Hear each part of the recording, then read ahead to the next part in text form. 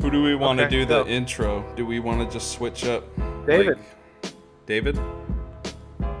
Yeah, David, go. First topic. Go ahead. Hey everybody, how you doing today? This is everybody from Baked Beans. This In is fact, the Baked Beans podcast. And I'm Quack. you are correct. I'm Zap. And I'm WhiteSeaDeer. I already said I'm Quack, so. Yeah, and I said I'm Zap. So We're three idiots just trying to make it in this world. yeah, and these baked beans are so baked that they are cool. So we are cool baked beans. Cool Maybe. baked beans. Yeah. You know, we're workshopping it. So And we come to you today. Yeah, we got a lot of things to talk about. Number one of which is Bojack Horseman. Oh, we are talking about that. Okay. We are talking about that. Okay. And I think that Quack has something very interesting to say about this topic. So we're going to go to Quack on this topic. It's really cool how you switch that whole thing around. Very Isn't effortlessly. it? Yeah, I told you. Yeah, I'm good. Emily and I started watching BoJack Horseman recently, and I've been getting into it. Like we're 8 episodes in. It's like Rick and Morty, but dumber, and with more depression and shit. So it's very relatable for all the millennials out there. So Ethan, you probably wouldn't like it at all because you're not a millennial. Wow. Yeah, no, Shade. I'm a zillennial. Just sprinkle the shade on. I'm there. even better. You guys are old fucks. Wait, what are you? Yeah. I don't know what I am. Some people call me a zillennial. He's a Gen- Some people call me a Gen Z. Yeah. So who knows? Am I a millennial? Yeah, you are. Because I think that. You were in '94, right? Yeah. Oh yeah. So Big yeah, you're a millennial. millennial. That's the cutoff. Ethan, are you It's 95? either 94 I'm or 97. You're 97? Yeah, he's, 97. Quack, you're 93, you're 97 right? years old? Oh, I wish. Kill me. Yeah, 1993.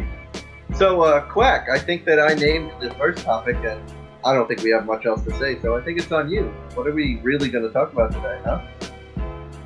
I thought we were talking about BoJack Horseman. We were, but, I mean, you made a statement, it wasn't all that interesting, so... Wow. Okay. Damn. I guess we're just not talking about BoJack Horseman Yeah, anymore. fuck Bojack. I'm sorry. For anyone listening, please go watch it. It's really funny. And, there's 6 seasons out right now, and I'm in, episode 8 of season 1, and it's really funny. Yeah. It's got a lot to do about, depression and shit. And Yeah, the show Watched reminds me a Has Been lot of Stars. Paradise PD. I don't know if you guys had seen that. It looks like it's from the same I know about creators it. as them. And I've watched Paradise PD and I loved it. So I know you were saying the other day that BoJack Horseman reminded you of 2.5 Men, but if it was just Charlie Sheen. Oh, yeah. And I thought that was an awesome way to describe it, because the couple episodes that I saw myself, I could definitely see it being like that. It's pretty funny. And in all fairness, as someone who is completely separate from the BoJack Horseman conversation, I will say what I've seen is there's a person with a horse head. So that's a major drawing for me. So I will also probably check it out and be able to have an actual conversation. I'm sorry for, the contention later on. Earlier. The audience loves drama, so, it's Drama. All right. okay, I guess I'm next. Suez Canal. Big boat in the Suez Canal. The Big age of dick piracy energy. is upon us, Yes.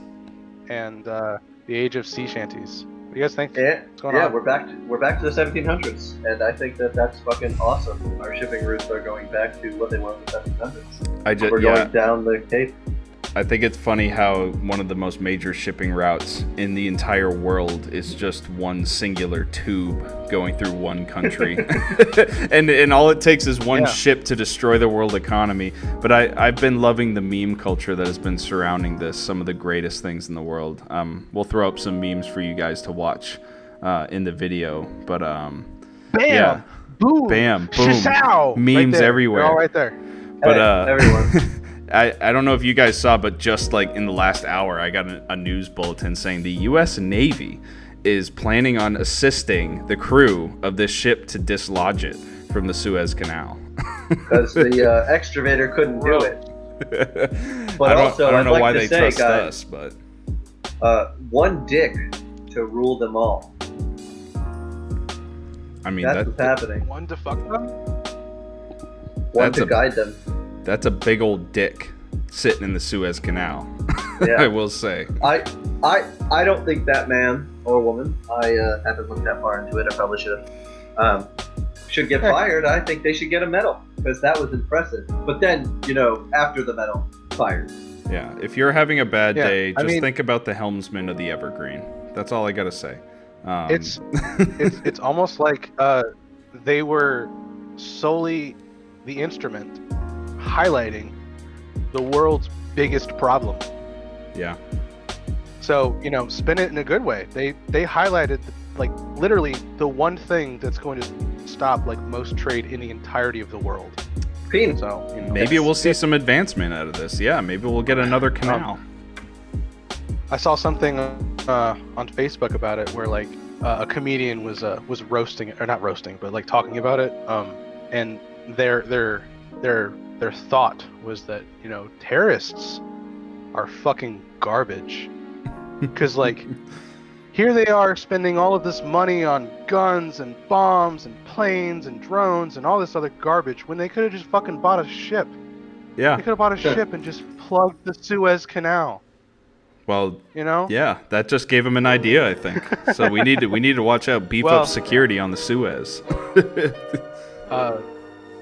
Fun little tidbit, which cycles back into BoJack Horseman. There's actually a bit in the first 4 episodes about the Suez Canal, and Really? BoJack is recalling a memory with his father, and he's a hardcore conservative, pull you up by your bootstraps and just do the hard Yeah.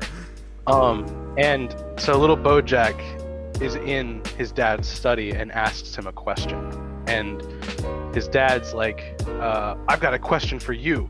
Would you go through the Suez Canal, or would you go through would you go around the Matterhorn whenever you're doing world trade? And BoJack's well, I mean, I guess the Suez Canal would be the easy. And then he slaps him across the face. And he's like, no, you fucking go around the Matterhorn like God intended. Like God intended. Oh God, oh, it's rough. And it's that kind of stuff. It's really funny, but sad, and That's funny. also weirdly topical that I saw that episode when the Suez Canal is being effed. That's perfect. I like it. Yeah. I That love it. sounds do like a too. show that I want to check out. You know what- I guess I gotta finish it. 100%. You know what I 100%. you know what I don't like? What's that?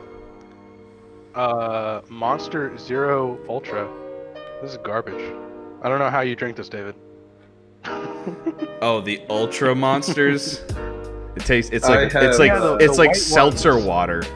I have a purple one right now. The Monster. The orange one is really Ultraviolet. good. The Sunrise Orange, the citrus one.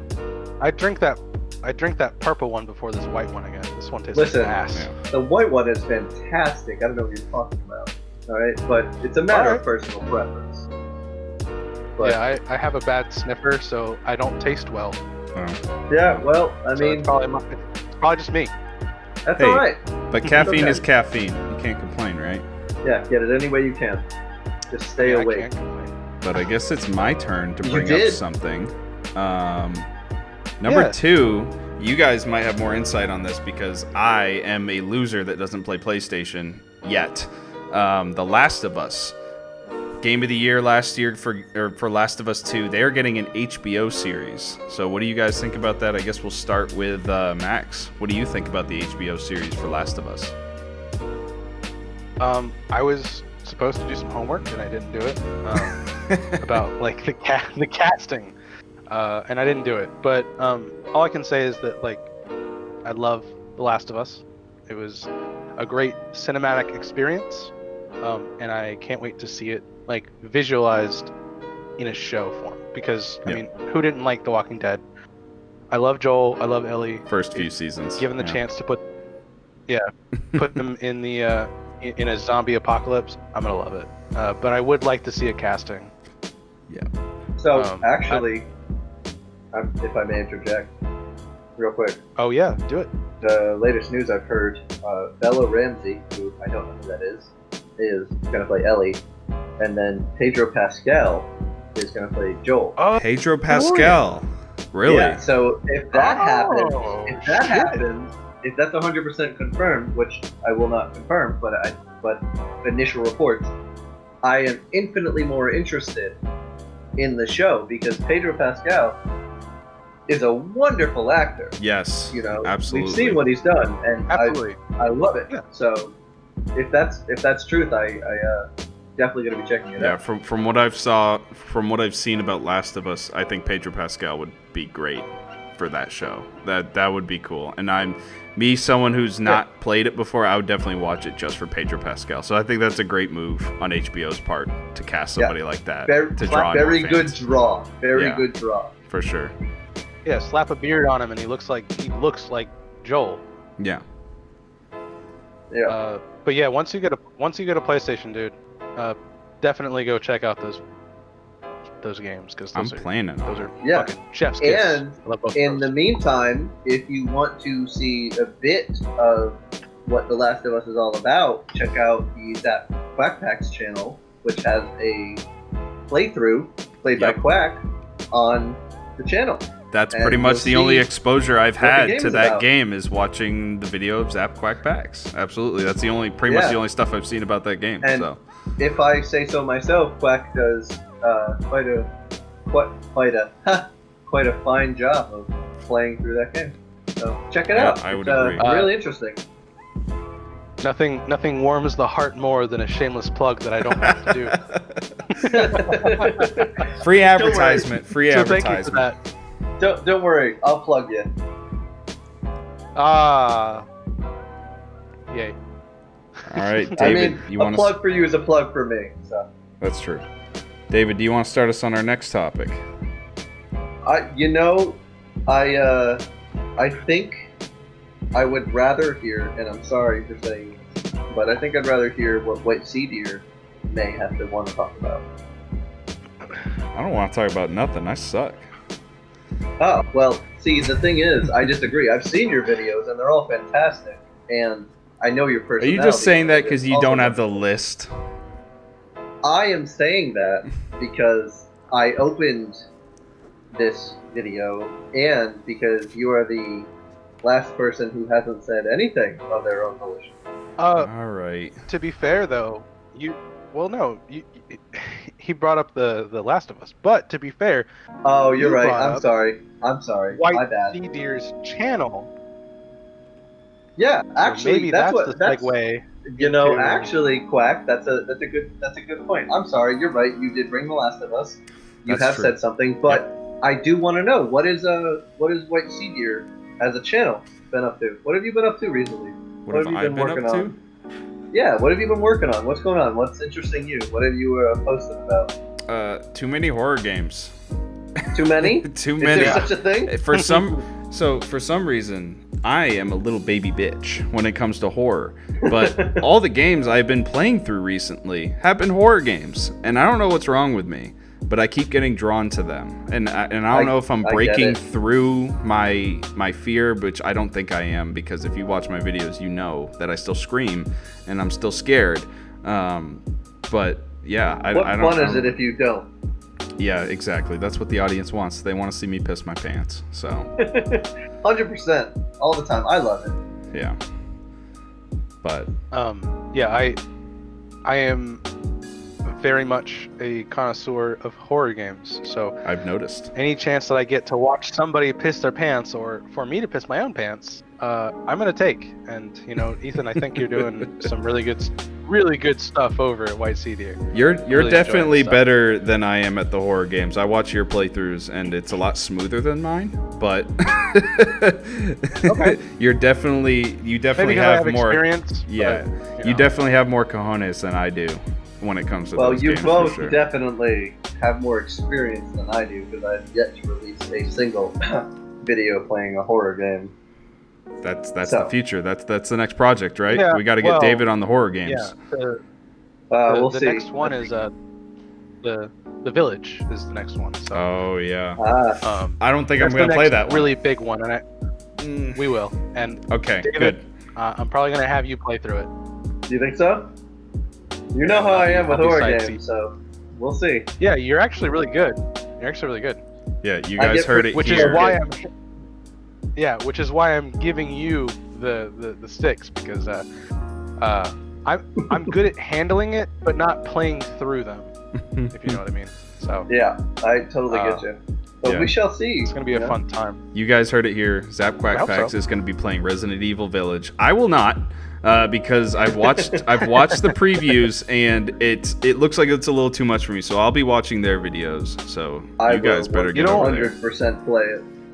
You don't want to get stabbed by Lady Diamestru? You know what? I wouldn't mind dominated by Lady Diamestru. I wouldn't mind getting dominated by Lady Dimitrescu, but it's her minions that scare me, and it's the other things in that game that aren't necessarily what I want to deal with. You know. Guys, random point here, which kind of has to do with the topic. What is the scariest Resident Evil game until the new one, in your opinion?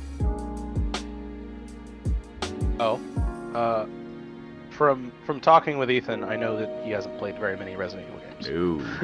No. I've played 2, 3, the remakes, and then 7. And in that knowledge, 7 is the scariest, but that has more to do with the direction that the games went after 4. So 4 went into a direction of like FPS adventure, like shoot 'em ups. 1, 2, and 3 were horror based, and then like 4 onwards until 7 were more about like fighting through waves of zombies. So that's what I know about Resident Evil, but with the limited playthroughs that I have had, 7 is definitely the most terrifying. Yeah. But 30 for me. 2 was the most fun for me. Love to say. I feel that. I get you. Yeah. So Resident Evil games that I haven't played, but make sure to look out that on their channel. And I guess I'll bring up the next topic, which I know, Max, you had a lot to talk about this last night, and we had to stop ourselves before we got into it. Oh yeah. Because we wanted to record it. Mario dies on March 31st. Did you know this, David? Mario is going to die on March 31st, apparently, according to the internet. Mario dies. Yes, so Nintendo has come out and they said on internet. March 31st they will be removing all merchandise for the Mario 35th anniversary, the 3D All-Stars games, and a lot of these games are also coming off of some of the online stores, and people are wondering why the hell Nintendo is doing this. So I wanted to see what you guys thought of it, and is this just Nintendo being Nintendo? I feel like that's just going to be a giant draw for Mario, and a big, almost as if it's an intentional withdrawal period, so that we can get ready as a consumer base for a release of a giant Mario game or some such to come out. I don't think it's a death of Mario. If I were to guess, I would say it's a withdrawal from Mario, so that we're more anticipating something better, something new, something great, and waiting. Obviously, that's what I think. The death of Mario is obviously just the internet being the internet. Obviously, Mario's not dead. It's Nintendo's biggest draw, but I understand what you're saying. That would be cool. Where did Max go? Max is still here. What are you talking about? Oh, look. So Max, what do you think about this whole Nintendo controversy? Do you think this is Nintendo being Nintendo, or do you agree with David that this is just them setting up something for something bigger? I'm gonna steal your word in which you use that pronunciation, by the way. I don't even know what I said. Yeah, no. Controversy. Controversy, yes. Yeah. Because newsflash, Ethan, most people don't say controversy, but it's very fun to say. That's how you say it.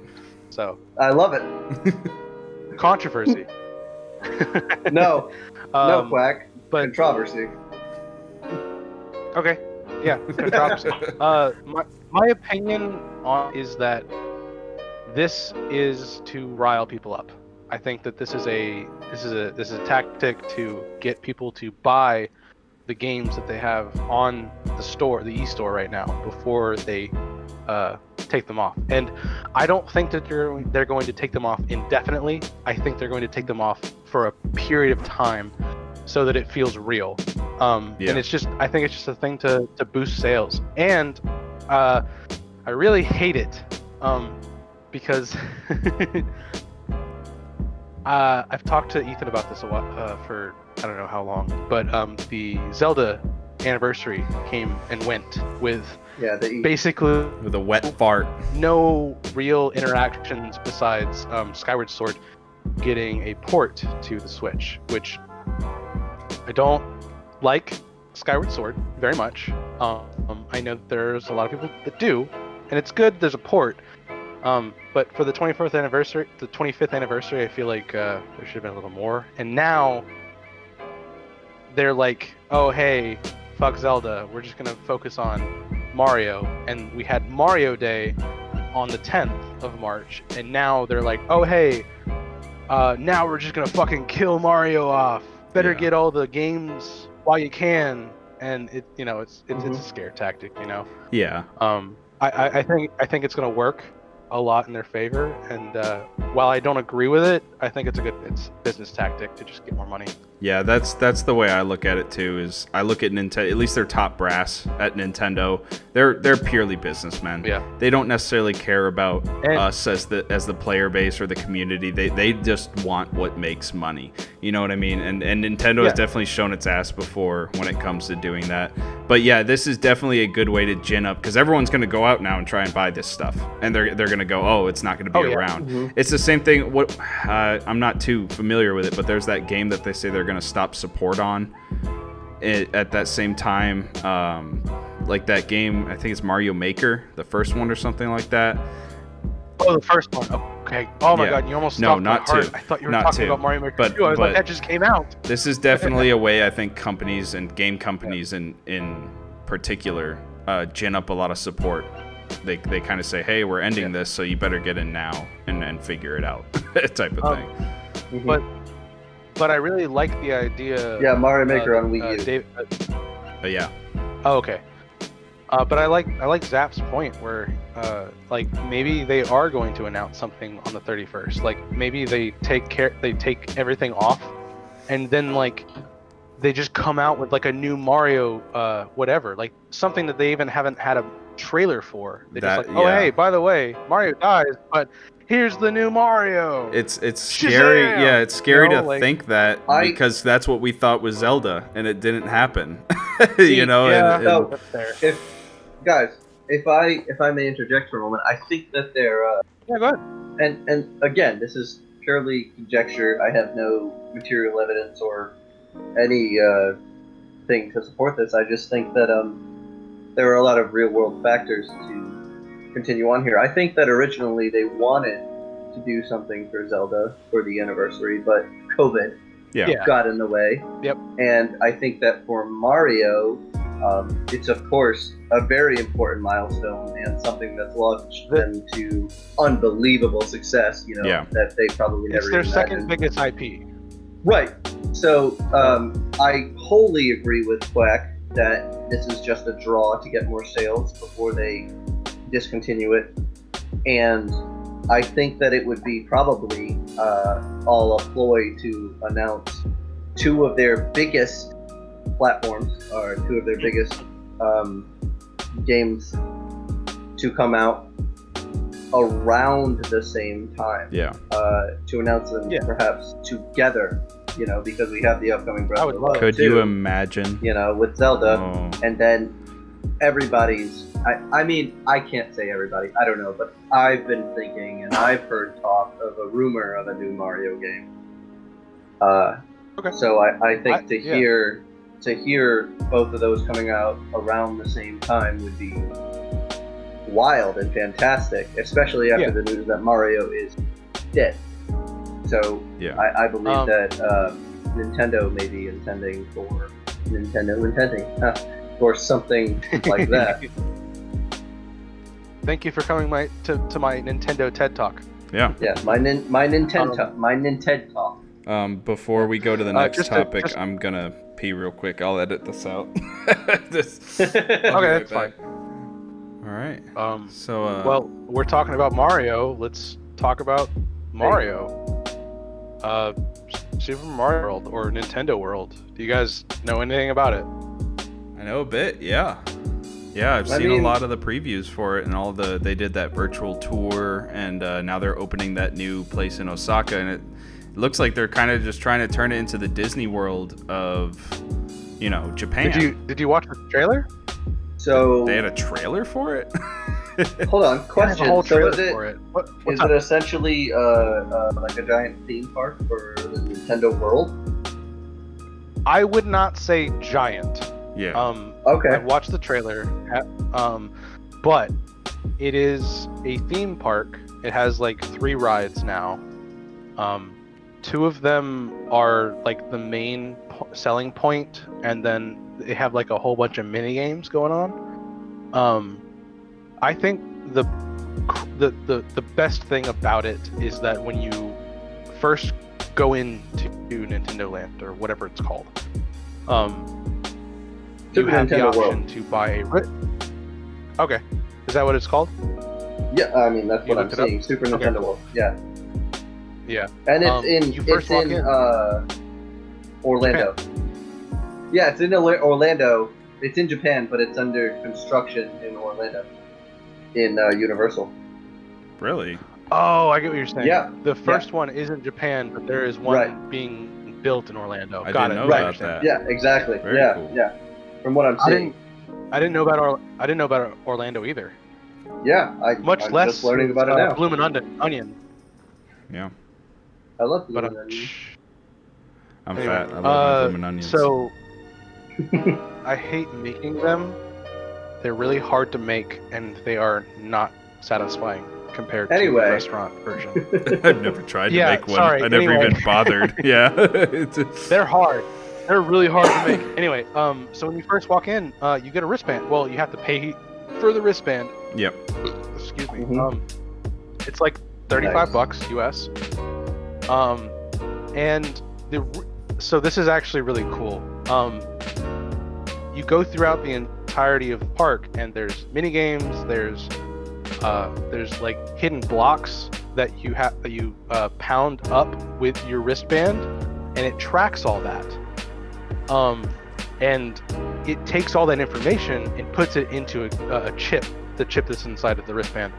And then whenever you go to other places in the park, you get like rewards. Like if you took, I think there's a function where like if you do a whole lot in the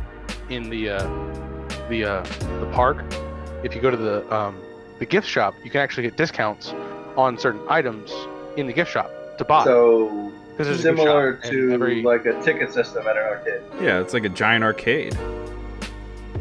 But it goes beyond that because you get to keep that wristband, and it is an amiibo that you can use on your Switch, and it tracks everything. There's an app. It translates into games. It does so much more than just be a wristband, and I think that's like the biggest draw. That is a cool The concept. whole I'm in love with it. Yeah. My only like negative thing about it is that unfortunately, and this is just like a fact of what it is that it's marketed for children. Everything is very easy, and it should be because it's marketed toward children. That's what Mario is. And me as an adult that grew up, I shouldn't expect it to be hard or like a big giant roller coaster, But I'm that still means going we to can go. crush it. Yeah. That means we're gonna whoop all Absolutely. those little damn Yeah, bastards. we're in that gonna park. win. They may be advertising for children, but we're gonna go in there and show them what's what. Just like adults ruin the Happy Meals for the 25th anniversary of Pokemon, we're gonna roll up in there and wreck some kids. Listen, limited edition cards are worth it, okay? I'm kidding. I'll throw down with an 8-year-old. Yeah, beat his ass. But so I think the biggest, well, that is the biggest draw, the wristbands. But what I'm actually really excited for is that there's actually like a Toad restaurant inside of Super Mario Land, Nintendo, TM, QA, whatever. And they have burgers and they have mushrooms, and like the burger buns have sesames on them that mimic a mushroom. And That's like cool. you know, like it looks like a mushroom burger, like as if like you fucking took a toadstool out of the fucking ground and just like smashed some meat in between it. It looks really cool. I'm looking forward to what they do with you know how Disney has all the secret stuff that they have in their parks, the secret restaurant, they have the secret tunnels, they have all that stuff. I'm looking forward to see what Mickey's. Everything like that. And I'm looking forward to see what Nintendo likes to pull out of their hat, and I'm looking forward to seeing those, you know, Vice News videos later on down the road of what's going on at Nintendo World. You know. They even have an so like one of the rides is an augmented reality ride that is a Mario Kart. You know, you race through a course, and you get, you know, power ups, and you know you get points, and like that gets tracked in your. Listen, I'm so fucking in love with the entirety of the idea, and I hope and pray that it gets built upon, because this is a great start. Yeah, I'm glad to hear that it's in Orlando, because I would definitely take a trip to Orlando to go to Disney World, because I love whenever Disney. they're done with and then I would definitely hit up Nintendo World if it was there. Yeah, absolutely. It's a lot closer than Osaka, Japan for you. Yeah, a little bit closer. I mean, just a few miles. If they come to the U.S., I am 100% down for, you know, a trip. In a year, you'll be going there, right, Max? That's the plan right now, and I won't have to pay but like $50 to get there. Yeah, just take a bullet train. And I'll have a reason to visit. Yeah, exactly. Yeah, both of you will. Yeah. You know, if you want to drop the cash. Yeah. You know, maybe we'll all get together in Japan and do some stuff. All right. Well, yeah. I mean, like, yeah, I would like that a lot. Yeah. But Ethan, what do you want to talk about? Oh, I thought you were gonna start the next topic. I started the last two. That is true. Just started.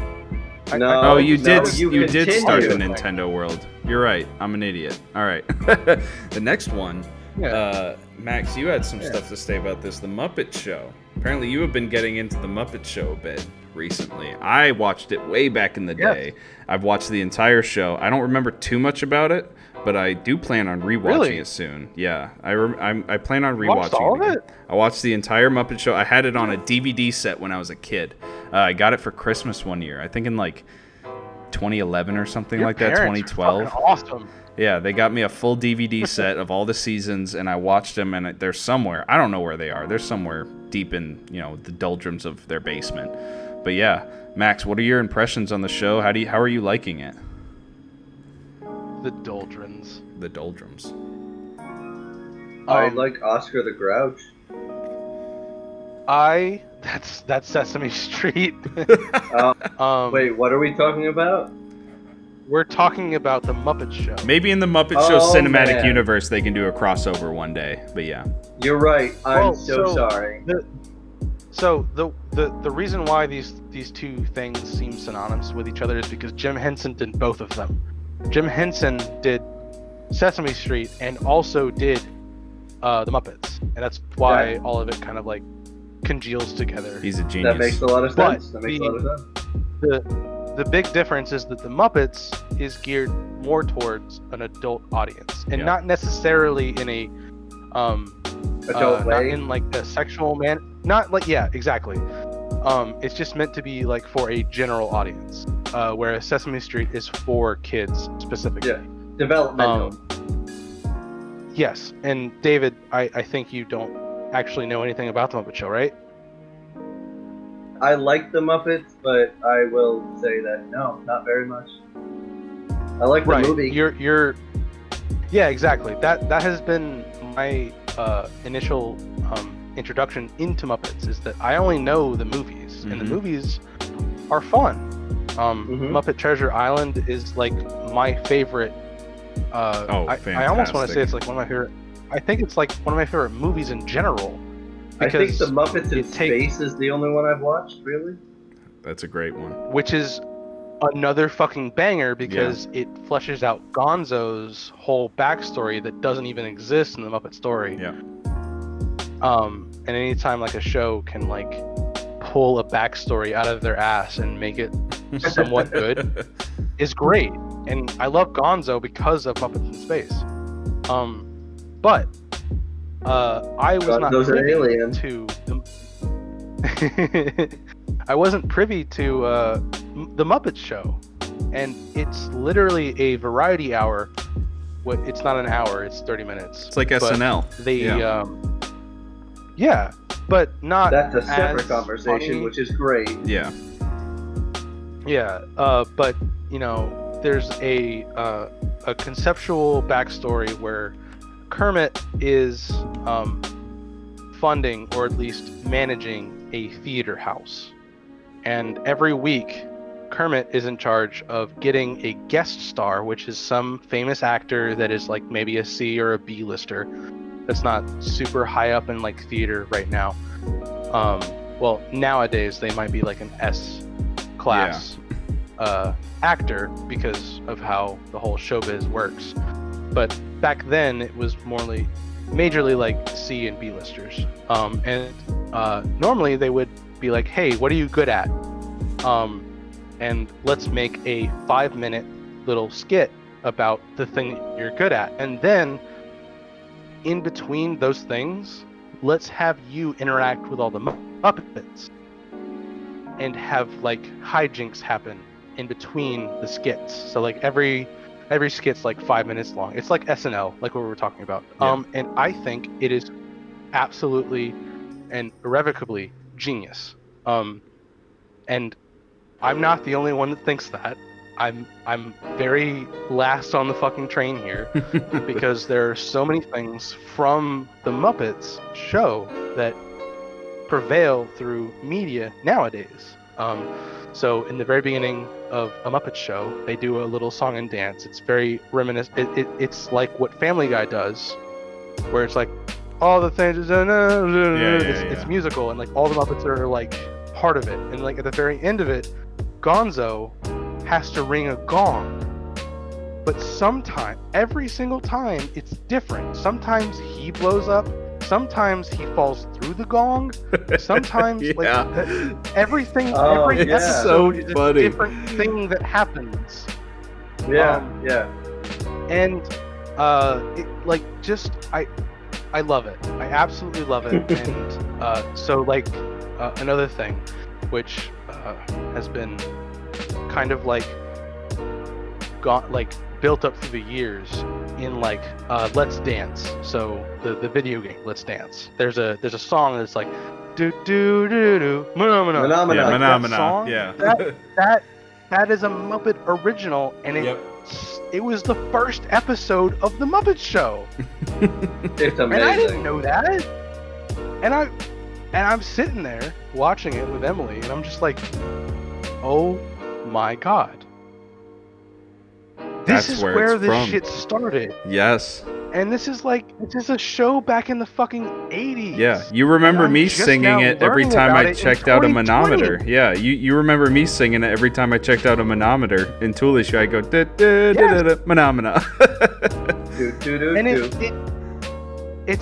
it's not like, it prevails so hard that you don't even need to know what the context of the source material is for it to continue through time. And that is crazy. You know? So, I have nothing but great things to talk about for the Muppet Show. Yeah, the Muppet Show can't wait to keep watching. Yeah, from what I remember, the cast, just the sheer amount of awesome characters that show brought forward, and it kind of, there was a character that represented everyone. There was always a character that somebody could attach to, and that's what I loved about it. There was just so many amazing characters. I know I loved, personally, my favorite characters were the two old guys in the peanut gallery. I thought whenever those two came on, I loved it. They were the funniest guys in the world. They'd always antagonize the people on the stage, and it was just comedic gold. They had 5 seconds to get a punchline, and they fucking delivered. They did it, yeah. I agree with you, and along that vein, I'd like to say my favorite character is Muppets, because growing up, of course, I was also around the Muppets, and I saw them. I was always more partial to Animal. And he was crazy, and I related to that. It's like he just did whatever, but somehow still related to everyone else, and still had a point of view and things that mattered, and taught lessons, and I thought that it really showed you can be yourself and be individualistic and still be important and matter, and I don't know, I love the Animal because he was crazy and cool, but still a good meaning Muppet. And it was awesome. He just did. You go, Sorry. You go ahead. Me? Yeah, you go ahead. Okay, I was just gonna say, Animal just did what felt natural, and he had a group of people that were like, that's how Animal is. We accept him for it, and we're just gonna keep going. And there was no awkwardness about it. It was just oh hey, I'm Animal, and just bang on the drum, and eat one of the fucking drums, and then Kurt was all right, well, here's the next show. It was exactly, and that's the reason why. Yeah, that's why I love Animal, because I love being inclusive. I love seeing different walks of life and different people, and Animal, for me as a child, represented free expression without confidence. Free expression. Yeah, exactly, and without judgment. So Animal judgment. That's probably better. Yeah. Always related to Animal. Not WhiteSeaDeer. 100% agree. I love their zaniness. And everything on screen. 100% amazing. All right, Just so Animal, Muppets Show. Everyone go check it out. What streaming service is it on?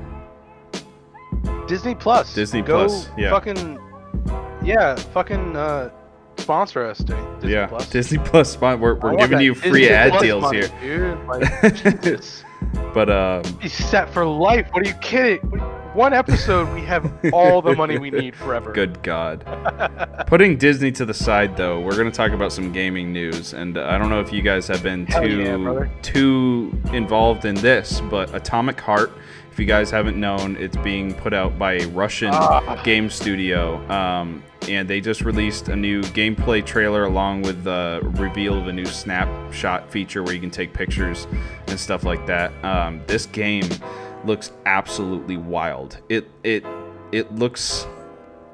just absolute chaos, and it looks like a free roam game where you have different, I don't even know how to call them. I guess I'd say biomes. A closed world ecosystem. Yeah, like is what they say. Yeah, and this game just looks incredible. I just want to see what did you guys see the new gameplay trailer that they released? What do you guys think about it? How do you think the development is going on this game? I know it's developed by a Russian system, by a Russian studio. Yeah. I think it looks interesting. I don't know what more I have to say about it. It looks cool. Yeah, so I'm gonna just behind the scenes here. I dropped the ball. I was supposed to show David the trailer for Atomic Hearts. Oh yeah. I dropped that fucking ball so hard. It's totally okay because I am able to keep up with everything that's going on. Drama's great. I love drama. Yeah. Hey. I know what you're moving away for. But yeah, so just to get David up to speed, Atomic Hearts is exactly what you were talking about, like the whole Russian vibe. But most people kind of have been likening it to BioShock in a way, Yeah. because of its play style and the overall like mechanics of it. It's a first-person shooter. You have like some stuff going on that's not necessarily a gun. You have other things that you can do that seem to be either cybernetic or like quote-unquote mystical in nature. Yeah. It reminds me of a And- weird mashup of BioShock, like you were saying, and Dead Space almost. There's also a really gory that's aspect. Yeah, Did there's I say that? huh? Yes. That sounds great. Yeah, it has like a really big gory aspect. It almost seems like, you watch some of these trailers and like one moment it's a horror game full of gory aspects, and the next moment it's this crazy free roam RPG world that's full of beauty and crazy colors and everything like that. So I'm like so you're- excited to play this game. 1 second you're like in a bunker that's like super like chromed out and like super like clean, and then like the next area you're in is like the outside world, and it's like just a giant forest, but like there's like fucking, what are those robots called in Fallout 4 that like they're like the eyeballs, but like they drum around in like a sphere and they have like the iBots. chainsaws. No, not those, the ones that are like for the home, like damn. the butler. Yeah, I know They what you're look like talking that. about. I forget what they're called, but yeah. But they're hostile towards you. Yeah. I've been excited for that for like God knows how long, like Yeah. almost 3 years now. Like It just seems like as the soon as I- creators of this game just kind of Initial thought trailer. of all this insane shit that they liked from gaming over the years and just vomited onto one game with an amazing looking engine and some great graphics, and I'm just super stoked to play it. Yeah, it looks interesting. I mean, I really love RPGs, so I mean, I'll definitely give it a shot to see. No matter whether it's good or not, I'll definitely play it. Yeah. And the fact that it's being released for every platform, it's only a win. Yeah. It's always a win when every gamer gets to play the game that's coming out. 100%. Plus, I like the developer's name. Munfish. Munfish, yeah. Yeah. It's a like, good one. And like, who doesn't want more like BioShock-esque games? Yeah. Absolutely. Even their worst game is like a fucking monumental success. Mm-hmm. I'm talking about BioShock 2. Like that's their quote unquote worst game, because like it's not like in the same vein as the first one, but people still viscerally love it. Yeah. So Mhm. like 100%. I'm all about making more. Yeah, and then I'm always about putting a lot of love into new IPs like this, and just seeing, from what I've seen during the trailers, especially the gameplay trailer, I can tell there's a lot of love put into this game. So it looks very well made. It's a great point, because Yeah. like new IPs are always very interesting. Yep. Even though like I am like of the mindset like going forward to continue off what we've made, like every time a new IP gets released, it blows my mind. Yeah, So, it excites me. I- Absolutely. I'm sorry to be a little late behind the curve here, but I've just been looking up a little bit of Atomic Heart, and I gotta say that the graphics themselves, yeah, apart from anything else, seem exciting. Yeah. And a reason to just it looks play like the game. Yeah, it looks like 3 years ago they were planning for this to be a PS5 game. Yeah. Like Can you before guys the hear me? PS5 was even announced. Yeah, we can hear you. Okay.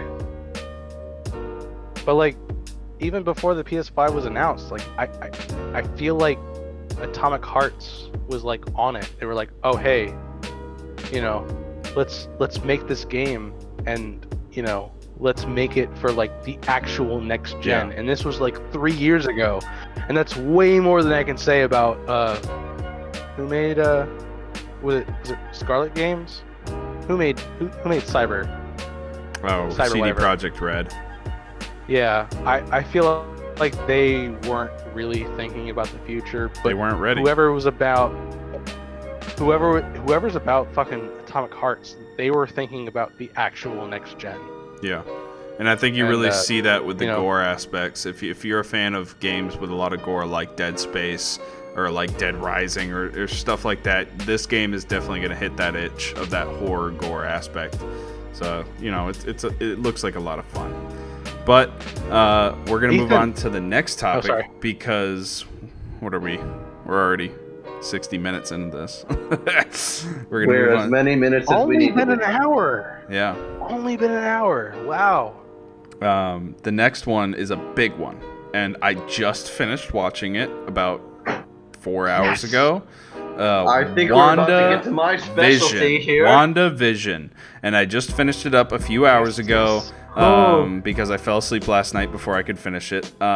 So It's so good. we want to talk about the ending. We want to talk about what's going on, some speculation. There's there's a lot of crazy stuff going on. So I guess, David, you sound hyped up to talk about this. So I guess we'll start with you. What are your impressions on the first season of WandaVision, on the series finale? What do you got to say about it?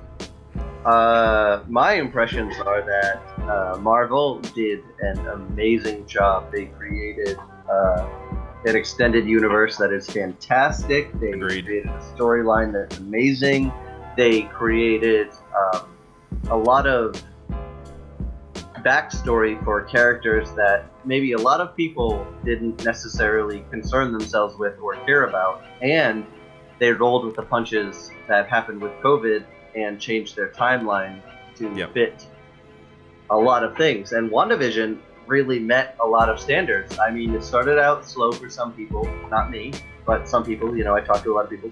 It started out slow, and it wasn't some people's cup of tea. But by the end, everyone I've talked to, and please feel free to tell me if I'm wrong, everyone I've talked to has said that it is fantastic, and it sets up the extended Marvel universe amazingly. And who doesn't love White Vision? Like, seriously, and the philosophical conversation that they had. Yes. Because, you know, you have in the finale, and spoiler alert, sorry, but if you're here, you're here. Oh yeah, spoiler alert. We're going to put that up before we start this. Big spoiler alerts.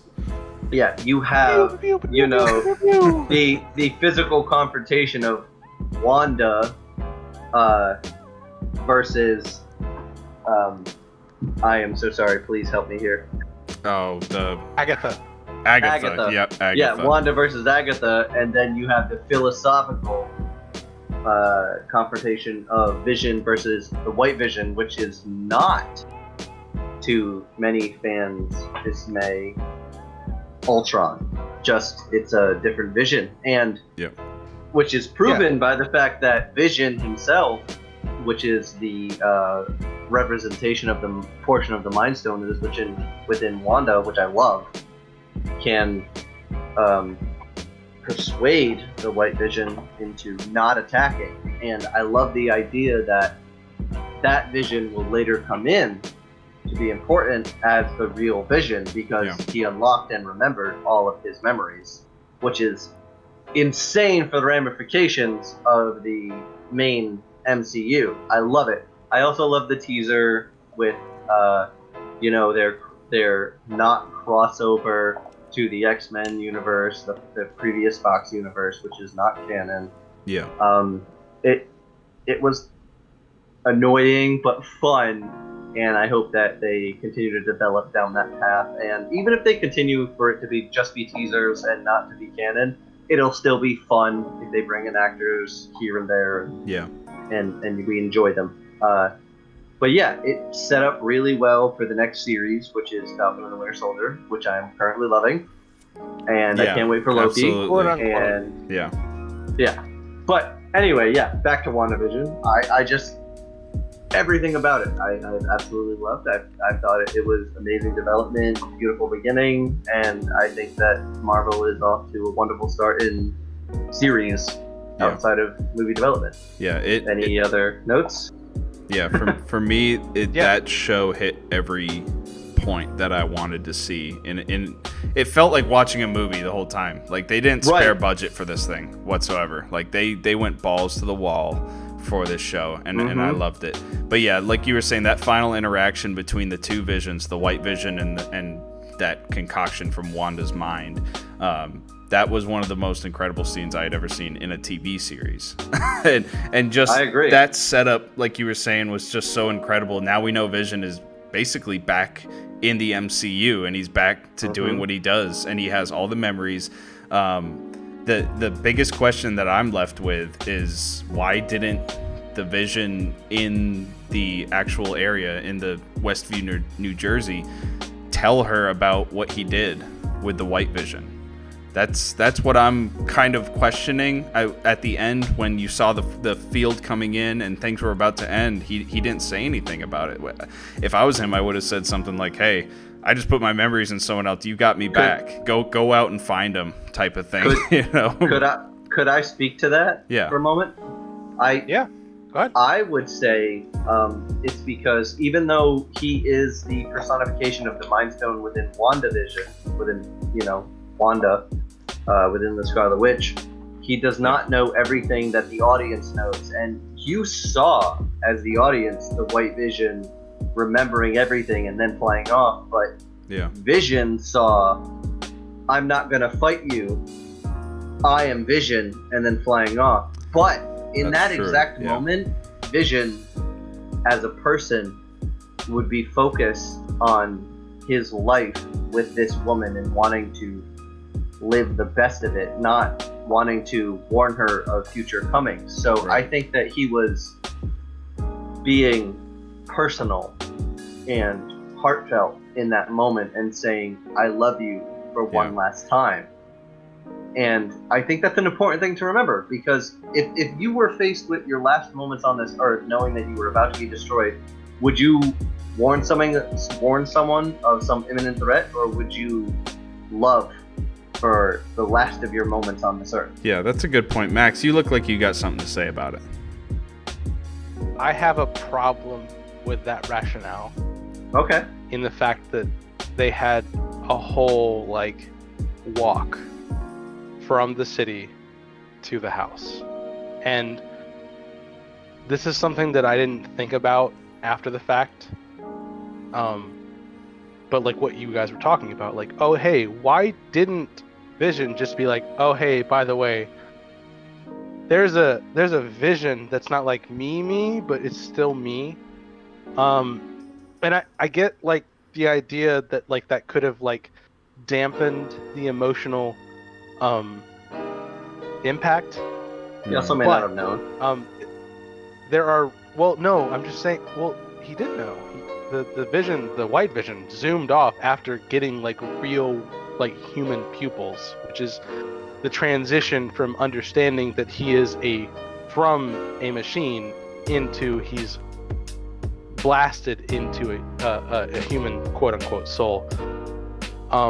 And I kind of feel like it's a little bullshit that on the walk from the battle scene to the house, nobody said anything. They didn't Vision knew what happened. He didn't say anything. Well, the Vision from WandaVision. And I understand it's a story. I'm not gonna get too hung up about it. It doesn't really matter. It's just it's a bit of an inconsistency that maybe he should have said something, because it's going to have real world implications when Wanda gets out of the hex, and she did. But I love Marvel's storytelling, and I'm willing to let it go to the wayside. It's not a huge deal. I think the other something. No, you finish your point. Oh, I was gonna go off into a whole tangent. I was gonna be 15 minutes. So if you guys want to interject. No, I was also I gonna. want one statement. Can I have one statement? Go for it. Yeah. I say I agree with you 100%, Quack. I just say that it was very human of them, which is the point of the Vision in the WandaVision series. But anyway, other than that, I because- agree. Please, WhiteSeaDeer, say what you were gonna say. Yeah, I think the other big storyline from this that I'm honestly more interested about is, holy shit, Scarlet Witch is one powerful bitch. And the most. the so most. it's interesting to me because watching the whole series and even through the finale, I still don't necessarily forgive her for what she did to those people. And it's hard for me to look at her as a hero ever again. And just knowing now that there's this prophecy, like, if you didn't read the comic books, you probably didn't know this, because I haven't read much of the comics when it came to Scarlet Witch and the other witch or anything like that. But there's the prophecy that she's going to end the world, and that scares the hell out of me. And that you're wondering, like, you know, this is MCU's first big TV series. Is this kind of them introducing the new protagonist, or I guess you could say the new Thanos? Antagonist, yeah, sorry. Is this them introducing the new Thanos to the series? Like, who knows? Like, I don't think so. I say that because I know that she has a major role in the new Doctor Strange movie. Yeah. That's already been stated, you know, by Marvel Studios, that she has a role, and not as the antagonist. But I understand. I think that she will operate as possibly an anti-hero because she's being corrupted by the Book of Evil. You know, I 100% agree with that. 100%. I think that she's not going to be fully a hero, and I don't see her as a hero. I see her as, at most, an anti-hero. Yeah, it was hard. It was hard enough for me to forgive Bucky for his time with Hydra, and looking at Scarlet Witch and what she did. That's not his fault. That's understanding that he had no control. And I forgave him because I knew he was brainwashed pretty much the entire time. But you know, you look at Scarlet Witch and you're like, you weren't brainwashed. You just went kind of nuts, and your power, you know, you abused it. And it's kind of scary, you know, to see her go off into the world away from the soldiers that were trying to come take her, and like, oh, what is she gonna do? You know? Yeah, I totally agree with what we're talking about. But I think there is something to be said about the fact that, like, most of what she did was of her own fruition. It was her own agency. She did what she did. And the good thing about WandaVision is that, like, in the moment of creating it, they gave her quote unquote amnesia, and that kind of, like, quote unquote absolves her of her sins. But, like, we as watchers understand that, like, it still happened, and she has to live with it, and everyone else around her has to live with it. And it, you know, go ahead. I don't think she had amnesia. I think she selectively chose to not acknowledge other people's. Yeah, no. Not even that. With that. I think she chose to not acknowledge, not suppress it. She knew the whole time, and that's shown in her hesitancy to speak to Vision. That's a hard. Because she knew what was going on, and she made it happen. Yeah. She didn't choose to make the whole world, but she became aware and decided to keep going because it was easier than facing her fears and her problems. Yeah, you can even see in, like, the second episode that she's cognizant of what's going on, but you can see she's actively suppressing her feelings and forcing this upon herself, type of deal. Which outside of that, by the way, I fucking applaud Marvel for making such a complex plot development inside of this. That's fantastic. Like, so human. It's amazing. Framing everything into, like, a period piece of every, like, sitcom is one of my favorite parts about WandaVision. So good. Because when I saw the fucking Malcolm in the Middle intro, I was like, oh my god, that hit some heartstrings. You've cracked the code. You did it. Yeah, 100%. Or like the Office intro and stuff like that. When they did the Office intro, I was just like, oh god, that's so. Office? Was it the Office? They did quite a few. They did Malcolm in the Middle, then they did the Office. It was back to back. Well, they worked their way from 70s all the way to 2000s. Yeah. Yeah, no, but like what I was saying is, like, there's another show on CBS that's called The Middle, And I thought that was what it was doing instead of The Office. I don't think The Office was part of it. Do you guys know The Middle? Yeah. No. With it's not Penelope Cruz. It's not Jennifer Lopez either. But like it's one of the Latino, super sexy female models. Sofia Vergara. They have the. No. Yeah, not probably. Is it Sofia Vergara? Maybe, but like they have like the brother that's gay and has like a baby, and I thought that was what they were. Yeah, I think that's the one with Sofia Vergara. Modern Family? Is that what it is? I thought that was My Name is Modern Earl. Family. That's what it is. Yeah, that's what it is. Modern Family. Yeah. Oh, The Middle is something completely different. I was thinking of Malcolm in the Middle. Yeah. Yeah, The Middle is with Patricia Heaton. Okay. Patricia Heaton. But Modern Family, I think, is what they were going for with that. The one right after. Middle. Modern Family was one that they modeled after. I looked it up and they did say that Modern Family was one of them. I actually saw a Reddit post where they did an animated version of all of them, where like whatever the animated film or cartoon of that time they adapted, and one of them was Fairly Odd Parents, and I felt really good about it. Yeah. That's some nostalgia Marvel right did a great there, job of relying on pop culture, modern day pop culture. Marvel in the knows best what ways. it's doing. I don't like the last episode. Really? For a myriad of reasons. What are they? So my first one, which is the forefront of all of my reasons, is that correct me if I am wrong. Oh, I will. I feel like we missed an episode, because at the very beginning of episode 9, in the recap of episode 9, they showed scenes of WhiteVision, and then they showed a scene of, what's the captain's name? Rambo, whatever. Yeah. She was opening up the cellar door from the outside, and Quicksilver came up. It was like, insert generic line here. Yeah. Oh, you mean with Peter? Yeah. But that was the intro that was considered the previously on WandaVision. As if there was another episode between 8 and 9 where things happened and we didn't get to see them. Yeah. I'm sorry, Because I may be misunderstanding. What happened?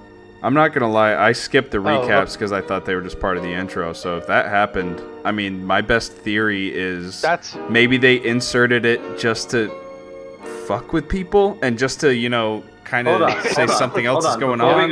Before we go there, and maybe edit this out. But can you re-say what you said again? Yeah. So we watched the recaps of every episode. We didn't skip them. Yeah. So on episode 9, when we went to watch episode 9, I didn't skip the recap, and it showed WhiteVision as a previously on WandaVision. And then it showed Captain Rambo, or he wasn't in the episode previously. He was at the last scene. He was at the last scene of episode 8. What do you mean last scene?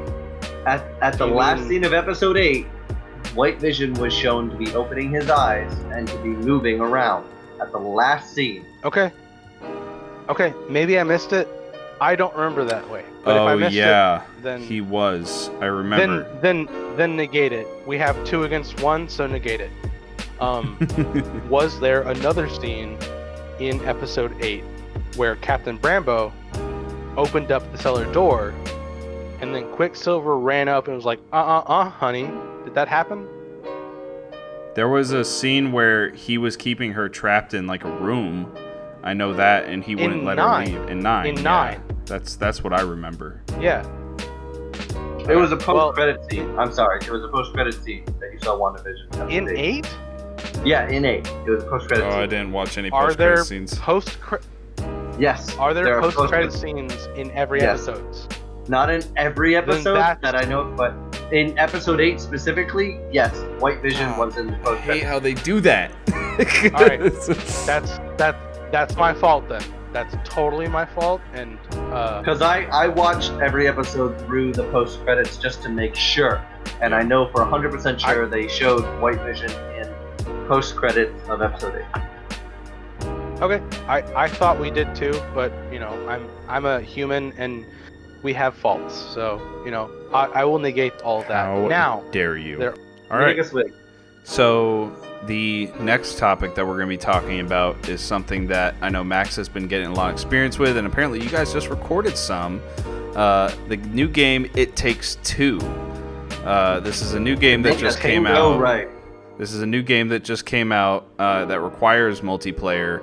It's more geared towards couch co-op, but I think it can be over the internet. Maybe you guys can correct me on that. yes. So you're right. let's start with Max, since we started with David last time. What is your first impressions of the game? I know you're on your second playthrough now, and you seem to love it. Yes. So, it's Game of the Year material, hands down. It's a bold statement. It is, but I mean it. And you know, maybe that's just like because I'm riding off of the high of playing it, but I've played through the same set twice because David and I actually got to the exact same point that Emily and I stopped yesterday. And I had a fucking blast both times. I cannot overstate how much I love this game. It is very much Portal times 10 because, well, Portal 2 times 10 because, you know, Portal 2 is the one that has co-op. And I was talking to David about this earlier where, like, Portal 2 has a very niche mechanic that it's working with, and it builds off of that niche mechanic and does it so well that it makes it a great game. And you know, there's a background with GLaDOS talking about the character Chell that you're playing as, and you have Wheatley, and that whole dynamic is fantastic, but it's not like super realized until the end of the game. Whereas in this one, in It Takes Two, like, there is a almost Nintendo-like quality where every scene that you're presented, you're given a new objective and a different mechanic to use. And you know what the characters are from the beginning.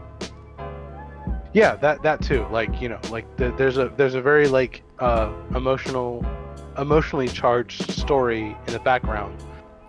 There's a lot of exposition that happens in the very beginning that leads up to telling you, hey, these two characters have to work together to get to their goal, and it's very personal. Like, and there's a lot of people that are going to be able to latch on to this story and feel the epitome of what the writers want you to feel. That is. Yeah, so there's a lot more depth to the story game. and the character development than Portal, is what you're saying, pretty much.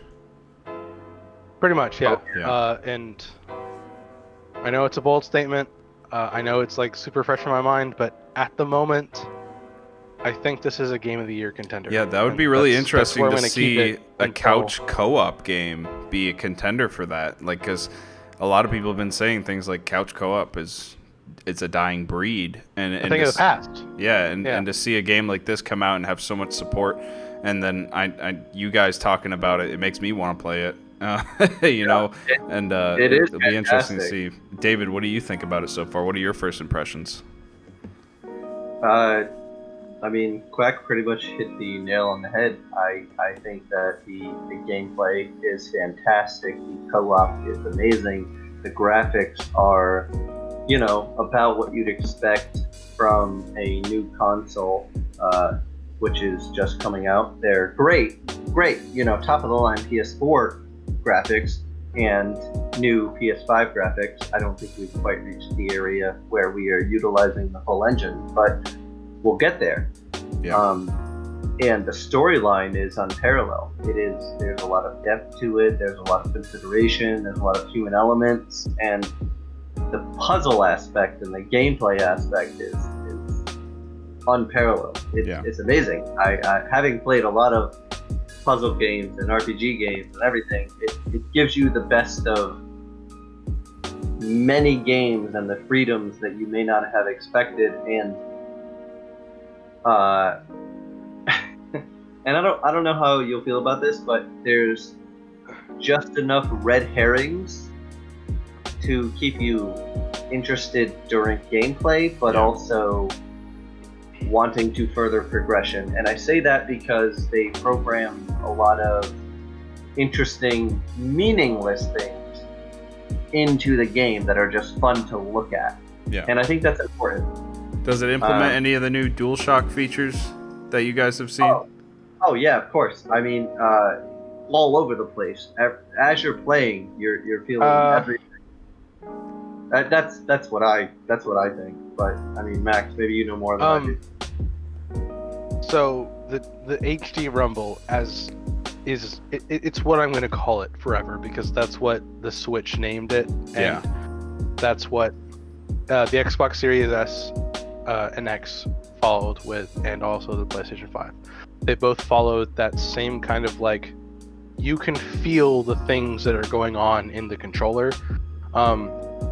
As far as like what I saw in Astro Boy or Astrobot, I think that's what it's called. Yeah. It's really only the HD Rumble, and honestly, I'm cool with, because the HD Rumble is enough for me. I don't necessarily need anything else besides that, because you can feel when your characters are tip-tapping around the stage. You can feel whenever you're doing something, there's some rumble going on that's like, oh hey, there's some physicality to the to what you're doing in the game. Yeah. That's enough. But as far as like, is it the best? No. And I think that has to do with what you and I were talking about, Ethan, where this is a multi-platform game. Oh, yeah. And for a developer, because It Takes Two is also on the Xbox Series X.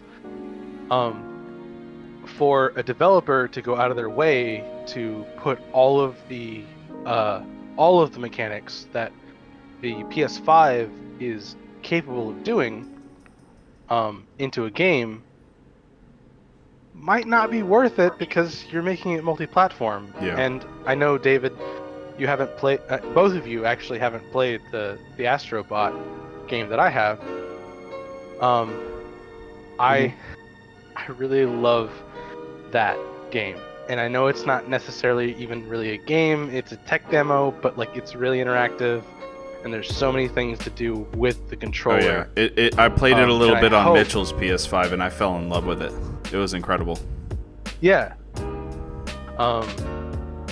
I would like to see in the future, obviously, with PS5 exclusive games, that who has the hardware capable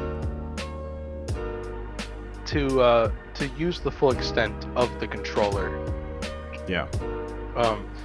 But there's a good middle ground here, because I think the Xbox Series X and the PS5 have good HD rumble.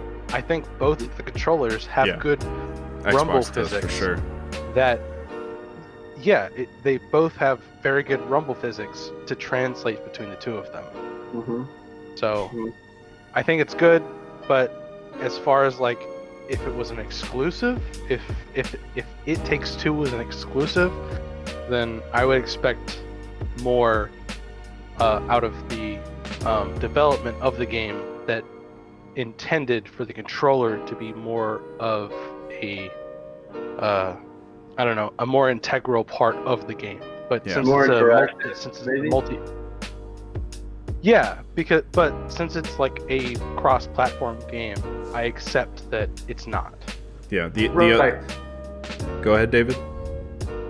No, I was agreeing with Matt. Sorry. Oh, so I think the other thing that I love about this game that I've read about, like I said, I haven't played it, but the thing that I love about it is that the other person, if you play it over online, they don't necessarily have to own the game. They don't have to buy it themselves. Correct me if I'm wrong. They don't have to buy it themselves to play this with somebody else. And I think that's a great way to promote couch co-op. I know it's not going to be technically couch co-op because it's going to be over online, but to kind of promote that type of gameplay, I think that's the market of that type of a game kind of evolving to what the world is today. And I love that aspect of it. That's definitely what's going to draw me to it. I know I would love to play with one of you guys. I mean, to do for my channel too, because the game looks incredible. Yeah, 100%. And I think that more than it evolving, it really goes back in the day when we played games with couch co-op, and it speaks to our heritage and the way that we originally played games. And I think that stepping back and going to that opens yourself to a larger audience and a broader audience that has been ignored in modern day, and it can be acknowledged now because you can do couch co-op and online co-op at the same time without any hindrance of anything. So you have you're acknowledging your modern fan base and your old fan base, and I think this game has just done a wonderful job at everything. Yeah. So, and I also think it's just a great marketing tactic. Like, Max, if I play it with you and I love it and I say, holy crap, I'd love to play this with one of my buddies from back home or something like that, and then I buy it myself, to be able to play with them. Mm-hmm. Like, that's just a great 100%. Idea from these game studios to be able to do. Yeah, I agree. It just, like, it's predicated over the fact that, like, your friends have the same console.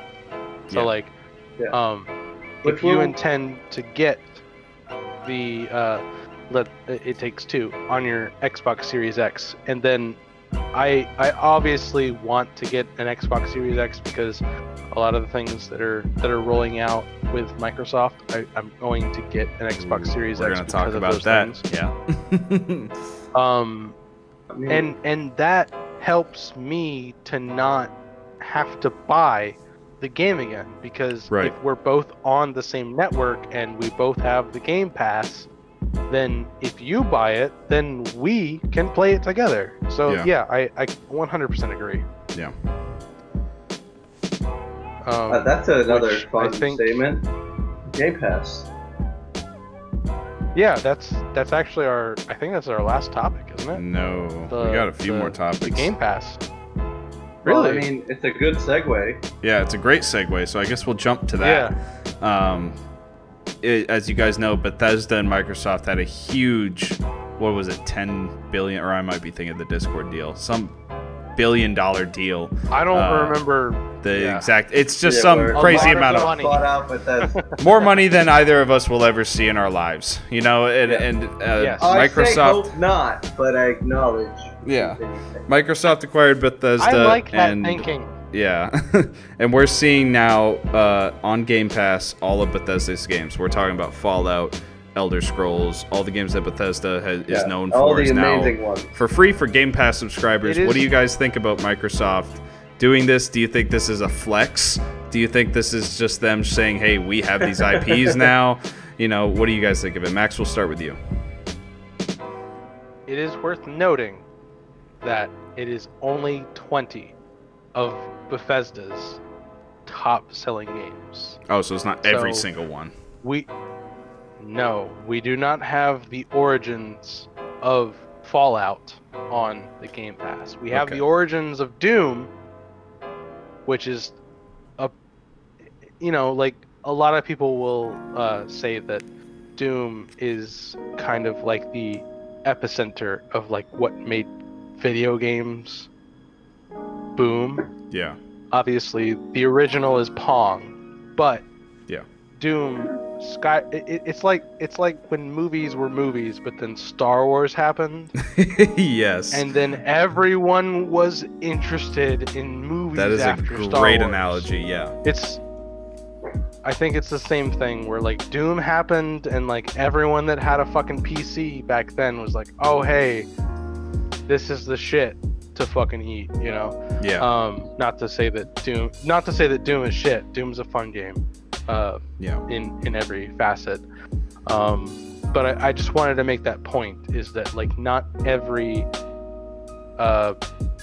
game that is associated with Bethesda is included, because Fallout 1 and 2 are Obsidian titles. Right. Yeah. 3 was when they reached out to Bethesda and was like, hey, let's make a game together. Yeah. And then with Bethesda's engine, they skyrocketed. Fallout. It starts with 4. Yeah. Well, New Vegas. Yeah. It starts with New Vegas. New But- Vegas. Yeah, New Vegas, yes. So it's not all of what we would consider Bethesda games, Yeah. but yeah, David. What do you think of it? Before I get into my opinion, I want to ask you, Quack, do you think it's enough in Game Pass? Do you think that you want it, you know, it being a thing, do you think there are enough games? And I just want a yes or no before I go into my talking point. Yeah, 100% yes, because there's a standalone Game Pass for Xbox that has a lot of Xbox titles that are like I'm trying to think of the word. They're synonymous with Microsoft. Yeah. There's like Ethan, I know you actually have the Game Pass. Yeah. I am going to assume that there's about 100 on the Game Pass. Okay. Is that A little more than that. Yeah. Okay assumption? I would say about 200 Probably at any more one than time. that. Yeah. Yeah. It's a lot. And then Well, now I was talking we about have... Bethesda titles. Oh. Well, I mean, so Do you think it's worth it for the Game Pass for Bethesda titles? I think the price is already worth it with like before the Bethesda stuff. Like Yeah. Okay, so This the is- Bethesda is we're- just a mega add-on. Yes. Absolutely. yeah, it's an afterthought that like solidifies that the Game Pass is like way better than what PlayStation has to offer. Okay. I love PlayStation. I love Nintendo, but like the Xbox Game Pass, I actually think they changed the moniker for the Game Pass. I think they changed it recently. I don't remember what it is, but Oh yeah, they changed Regardless. Xbox Live to Xbox like Net or something. I don't know, but yeah. maybe that's what I'm thinking of. Yeah. But regardless, the Game Pass for Xbox has hundreds of titles that you can play. Mm-hmm. The PS5 doesn't. Like it has the PlayStation Plus, and like there's like 50 games, and those are the top 100, the top 50 selling games of the PS5, Right. and they're all fucking bangers, Mm. all Yep. of them. Yeah. Every single one on that list is a fucking banger. But Yeah. the The quantity PlayStation Plus does a that- good job. yeah, a good job at competing with. But now, the Xbox Series X has 20 Bethesda games. Yeah.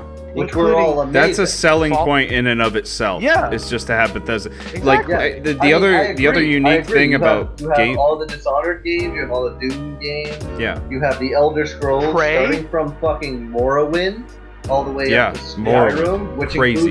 includes Elder Scrolls Online, Fallout 4, 76, New Vegas. Yeah, like you said, Prey, Wolfenstein. Yeah, and if the that original, That's huge. Yeah, and if And that the new wasn't game? enough, if that wasn't New enough era. for people to get Game Pass, I mean, you're seeing new IPs drop on Game Pass, like brand new games, and I'm not talking about just little indie games, right? I'm talking about AAA titles are just coming out to Game Pass, like The Medium, Yeah. Lost at Sea. Those are two games that I played for free because I subscribed to the Game Pass, you know, and they've just been incredible games, and yeah, Game Pass is Xbox or Microsoft, they're doing it right on Game Pass. Yeah, I agree. And I don't even have Xbox or To me- Microsoft, and I agree. Yeah. I'm just looking at it, and it's fantastic. I do think that Sony is doing the best it can to I don't know, keep up with what the Sony Game has Pass been is offering a doing ridiculous because- amount of deals. Yeah, I agree. I understand. That's what I'm getting at. Is that like deals are coming up all over the fucking PlayStation Network, 30% off, 50% off. Like they're definitely making $24 value And- in 1 month. Yeah. They're also like I think their PlayStation Network, their PlayStation Plus games are bangers. All of them are bangers. You know, Yeah, I agree. They are building a library that they are trying to compete with the Xbox. Mhm. Mhm. You know what I mean? Like, you know, Yeah. Xbox has like a huge fucking library of everything that Xbox lovers love and even non-Xbox lovers love. Yeah. But PlayStation Network is building a library right now.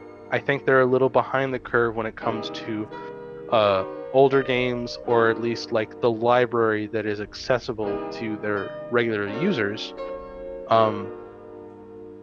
Because I can't see that. I am in love with Maquette. And Oh, I yeah. know that David is in love with Maquette too. Yeah. Ethan, you've played Maquette. I'm Yeah. pretty sure you like it too, but you had to pay for it. You know? I did on Like, PC, yeah. I did too. I did too. You don't have PlayStation Plus? I do, but I missed the PlayStation Plus sale, Oh. and I bought it afterwards. Okay. Well, I guess I'm like the outlier here. I got Yeah, it for see, that's free, the other and thing. You it said was- PlayStation Plus sale. With Game Pass, Yeah. they release a game and it stays on Game Pass for a year. Like Batman It's Arkham a- Knight it's- is a game that I've wanted to play for months, It's a and monthly thing for PlayStation Yeah. Plus. yeah, But if it's like a yearly thing for Xbox, like that's crazy.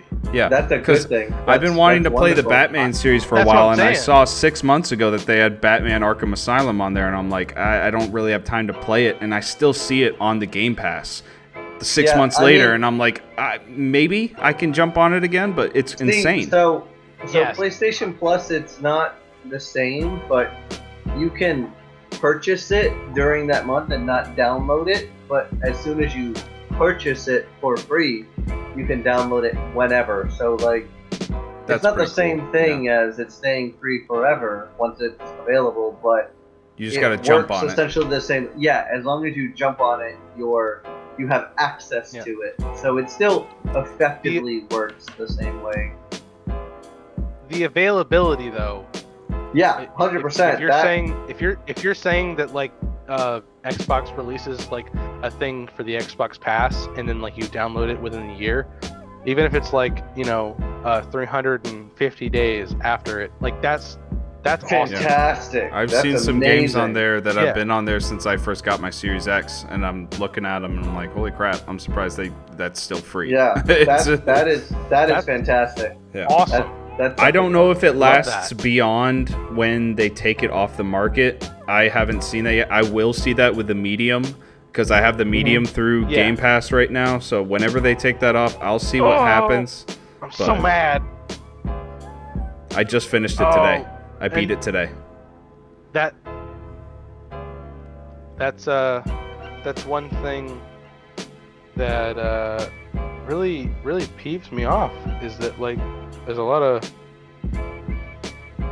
games on Xbox Series X that I don't have access to, like Call of the Sea, the Medium. These are games that like I really want to play, but I can't because I don't have an Xbox Series Yeah. X. It's the same thing with Um, me with the PlayStation 5. I think that's every gamer's Yeah. just...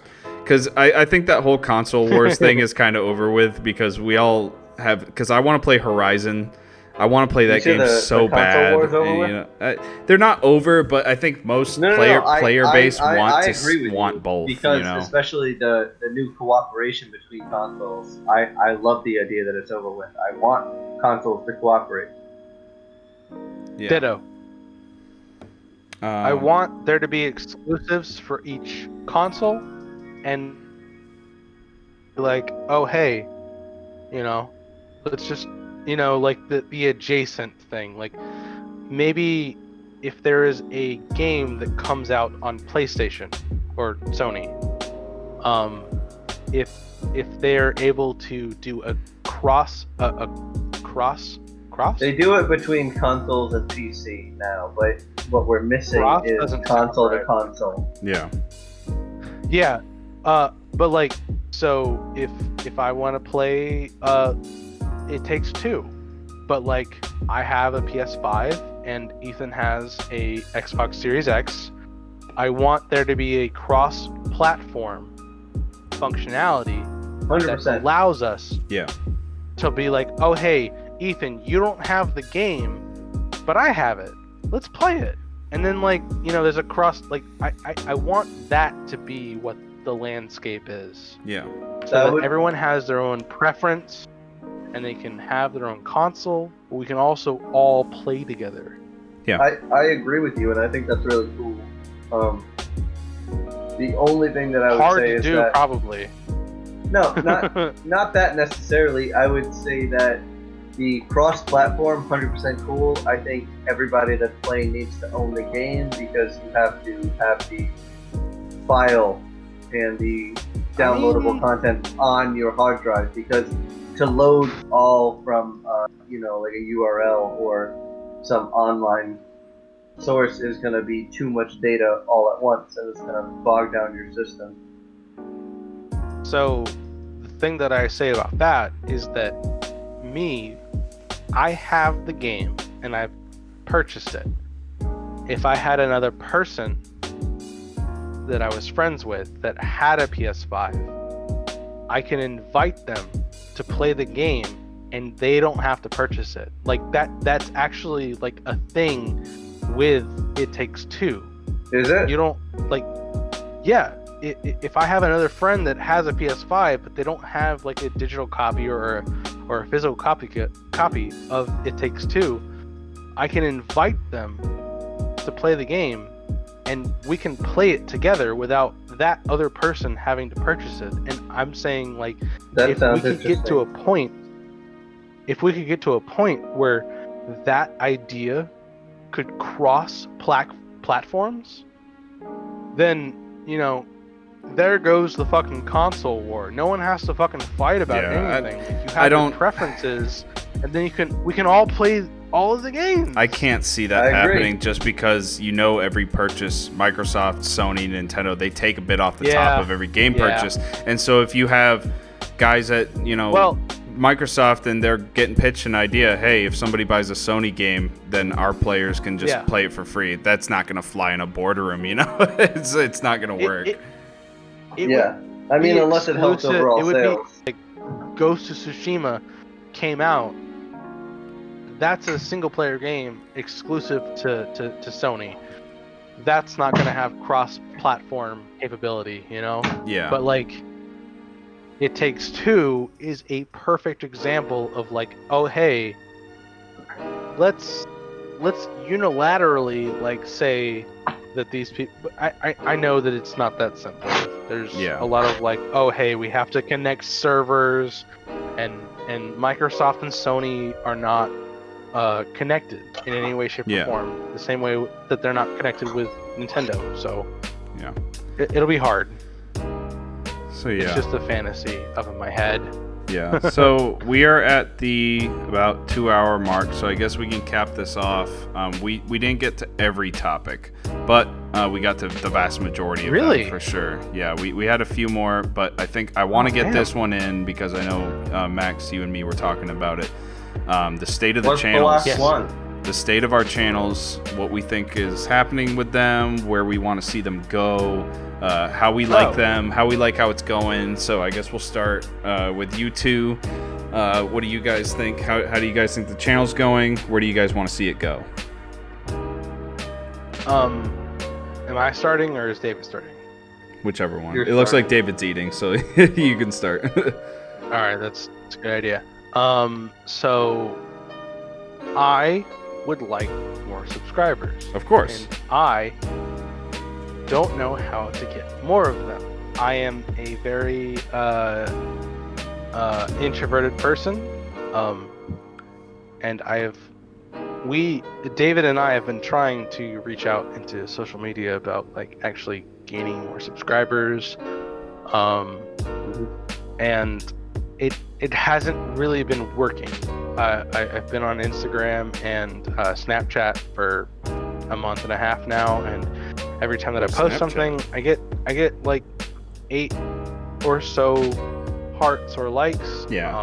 That's about how much I But get too. but yeah. nobody really comes over, you know. Right. And I've been going in to like trying to like figure out like how do you build a following, and it seems very much that like you kind of have to be funny and have a following to gain any kind of momentum in the scene. You don't just like make a YouTube channel and then run over to someone's forum and say, hey, go watch my video. It's cool. Yeah. Like, I'm funny. We're funny. Like, it might work for like ones and twosies, but as far as like actual channel growth, it doesn't really promote good channel growth. Right. I personally don't know how to get past that ceiling. So overall, generally, I am kind of feeling a little bad about the channel because we're uploading every day. We've done collabs twice, 3 times now with the baked beans or cool baked beans, and who knows if this is gonna, make some stuff happen. But in general, we're stuck at 13, and I'd like to see more. Yeah. And that's basically where I'm at. David, what do you think? Me personally, I think it's understandable. I think that we have a very niche market that we are operating towards, and I think that we are working with and collabing with also a very niche marketing core. Yeah. And right now what we're doing is we're attempting to branch out, see how that works. And we have a lot of opportunity and no detriment because currently we have a very small subscriber base. But what that means is that we have all the opportunity available to us to expand that subscriber base. And I personally take the view that every single person who we get, whether we know them or not, I am grateful for, even if they're bots, because it's a number. And 13, I don't see that as the number we're stuck at. 13, I see the number that we've reached. And if that is where we cap at, then, I've reached 13 people who have decided to listen to me that I maybe never would have thought who have. But I'm gonna continue to spread my message and to try to grow and to keep going. And I'm not gonna be frustrated because I know that sometimes these things just don't work out. But I'm gonna be thankful for every person that chooses to listen, and I'm not going to have expectations that anyone will. Okay. So that's where I'm at, 100%. And I love everything about this. I do it because I want it. I do it because I enjoy it. I do it just to enrich the conversation and the topics that I want, and that's all. Max, you look like you want to say something real quick. 100%. David speaks for the channel. I know that sometimes I can come off as a little cynical and maybe not the best. Quack is wonderful. Of us. And Zap is the best of us. I in no way mean to like disingenuous or disenfranchise like people that watch us. Yeah. I know that like I come off maybe a little cynical or negative, but you know that's the dynamic. Aspire to greatness. Yeah, it's the dynamic that Zap and I share. We have a plus and negative, or a negative and plus. Like we work off of each other. And 100%. In this moment, Zap, you said everything that I really should have said in my first piece. No, I think your message is still great. It means something. Yeah, I think your message means something. I'm just saying. Well, I appreciate that notion.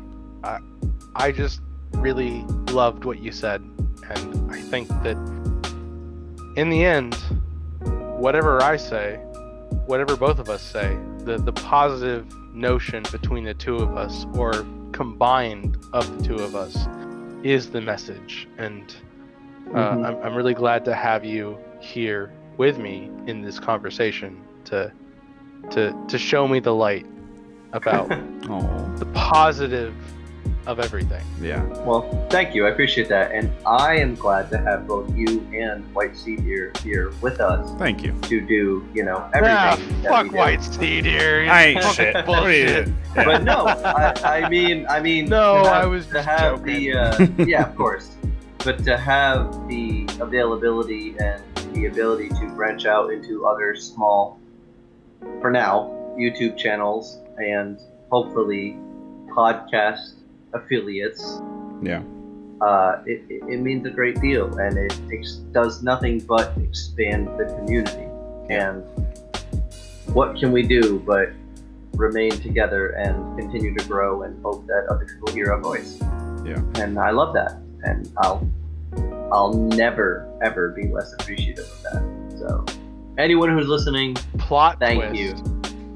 Yeah, that's awesome. And for me, looking at y'all's channel, it genuinely saddens me to hear any negativity coming from it at all, because I watch y'all's videos and I genuinely enjoy your guys' commentary. Like, I don't just watch you just because Thank you. You're my friend, so I'm just gonna give you guys a view. Like, it's not because of that.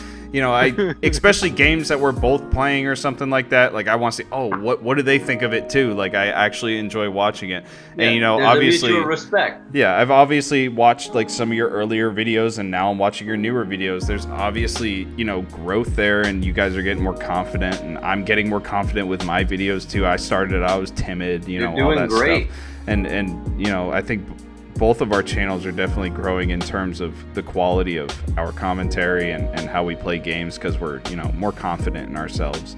And I think as we're helping each other out. Yeah, if we can just get people to see us, if we can hit that algorithm and get our videos out there for people to see, we'll be good. Obviously 100%. there's obviously quality things that we got to work on. We got to get face cams. We got to do all the we have to get better mics eventually. Stuff like that. I need a better laptop.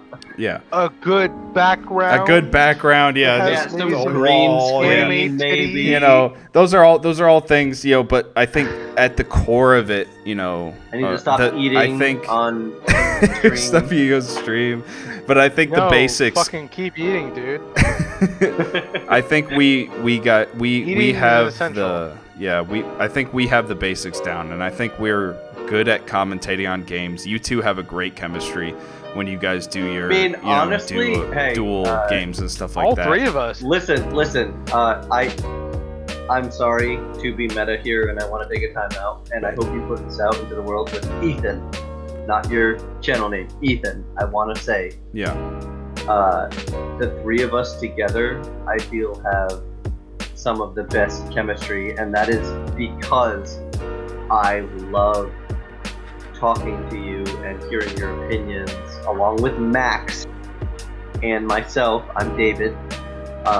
Just speaking together. I love the way we work together, and I know we're separate and we're trying to grow our own things, but I love it all. I think that we're great for each other, with each other, and about each other, and we're all supportive, and I wish that more channels and more people would be that way and help each other grow. Yeah. So thank you for, being around and talking to us. And thank you guys too, because I know Max, I had obviously been, into YouTube since I was a very young kid, and I've always wanted to do something like this. And Max was kind of the first person that brought to my eye, like, oh, I can do this. Like, this is something that you can actually do, and it's not something that, takes a ton of money and, a ton of time investment into doing. It's obtainable, and it's something, even if you don't have a Markiplier quality video out, it's still something a few people might want to see, and it kind of inspired me to actually go out and try it, and I've been having nothing but fun, and to go off of your point, David, about the chemistry, and I love talking to you guys. I love playing games with you guys. It's just fun, and I think that comes off great in videos too. I mean, that's great for an audience too, especially our banter back and forth. It's just been a lot of fun. I'm sure you guys have seen the videos I've been putting out about our Overcooked playthrough, and it's absolutely ridiculous. It's so much fun, I love them. and the Nintendo videos that you guys put out, with the 3D World videos that you guys put on your channel. It's just so much fun. I love them. Yeah, I can't say enough. I love the three of us together. So I'm looking forward to the future of this. Even if neither of us get anywhere, it's still fun to look back and see these things that we did, and it's fun to put out, and it's kind of like a library of our friendships type of thing, and I think that's awesome. 100%. Yeah, that's a good way to look at it. Yeah. Outside of the whole idea of what's going on. And I don't know if this will ever make it into anything, but a bit of behind the scenes. I want to say thank you, Quack, Max, for introducing our channel, me personally, to Ethan, to WhiteSeaDeer, because I feel like I made a great friend in you, and I'm glad to know you. Yeah, it was a perfect storm. It really was. Yeah, 100%. Good to hear. Last thing, I don't know if this is the actual last thing. There might be something after this, but I was just going to say, throughout all of history, in religious text, in historical text, in every text, whatever you want to call it, the power of three has been a endearing and persevering idea. Yep. And I love the fact that Ethan and I can talk about stuff, and I love the fact that David and I can talk about stuff, but I really feel like having the three of us together, we have a lot of chemistry and a lot of talking points to talk about in the future. And the power of three beans in a pod. Yep. It's almost like the antithesis of of podcasts. It's the Triforce. Now here we are. It's my favorite Nintendo IP, so obviously I love the Triforce. But here we are, baked beans, cool baked beans. Whatever we decide to make this podcast, I like that there's three of us, and I think that we're gonna have a lot of things to talk about. Yeah. To bounce off of each other. It's gonna be fun. Yeah, it's gonna be a good time each time. Thank you guys. Nailed the landing. So you guys want me to end it here? I think that was. I think the nailed the landing was a great ending. But wherever you want. I guess I'll cut an outro real quick. But thank you guys for listening to our podcast. This has been the Baked Beans podcast with ZapQuackPax and WhiteSeaDeer. Subscribe to both of our channels. The links will be in the description for both of our channels. You guys have been amazing. If you got to this point, wow, you guys are troopers. 2 hours in. It's been fun. But I hope you guys enjoyed. And we'll see you guys in the next video, in the next podcast. Take it easy, everybody. For sure. Bye, everyone. Bye. Bye.